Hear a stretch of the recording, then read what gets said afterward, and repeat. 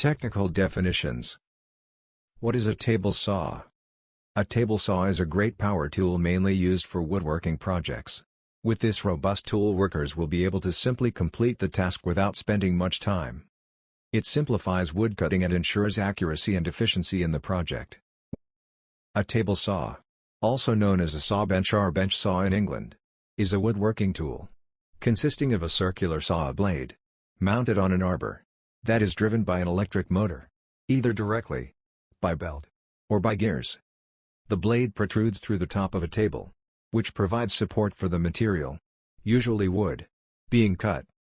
Another definition for table saw, or stationary circular saw, consists of a circular saw that can be raised and tilted, protruding through a slot in a horizontal metal table on which the work can be laid and pushed into contact with the saw.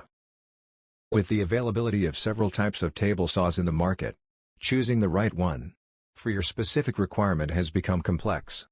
With more options, it becomes hard to decide on one. Different types of table saws are portable table saw, stationary table saw, benchtop saw, compact table saw, job site saw, contractor saw, hybrid saw, cabinet saw, cordless table saw, worm drive, etc.